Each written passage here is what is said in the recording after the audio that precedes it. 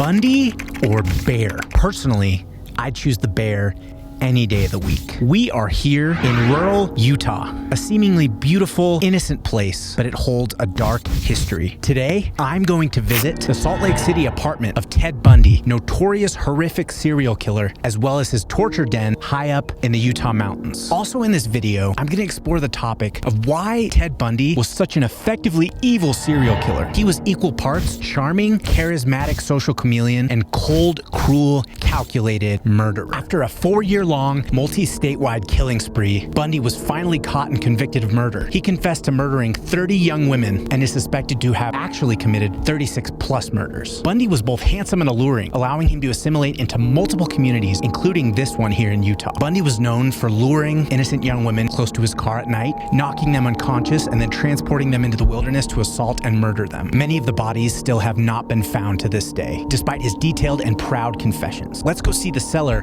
where he allegedly tortured and murdered his poor innocent victims in the Utah hills. Perhaps Bundy's most fascinating feat wasn't the murders and necrophilia, but the calculated cultural assimilation that preceded his heinous crimes and allowed him to get away with them so consistently. For example, when Bundy fled his crime scenes in the Pacific Northwest for Utah, he made careful work of blending in perfectly in the Utah community. Upon arriving here in Utah, Bundy was baptized into the Church of Jesus Christ of Latter-day Saints. He made friends and attended law school at the University of Utah, all the while dragging innocent women to traumatize and murder them. Here to this day, the original fire escape hangs out the back window of his old apartment. He used to sneak out at night before he would commit unspeakable acts of terror. When Bundy was on trial, friends from the community stood up for him. For after all, how could someone so seemingly normal, handsome, and charismatic commit such heinous crimes? Even when Bundy was on death row, he made high-profile friends in prison, such as inmates like John Hinckley Jr., Ronald Reagan's attempted assassin. He also fathered a child with his obsessed girlfriend while she was attending the prison for conjugal visits. His charisma clearly followed him to the end. After visiting these sites, I can't help but wonder, what other secret evil lurks beneath a seemingly innocent facade, nondescript and undiscovered, in an apartment just like this one, here in the peaceful Salt Lake Valley? Who do I know who seems well-adjusted and charismatic, but is actually a cold-blooded sociopath and murderer? Subscribe to my YouTube channel for more interesting stories right from the ground. Consider contributing to my Patreon to support me on my journey of visiting fascinating places and telling even more fascinating stories.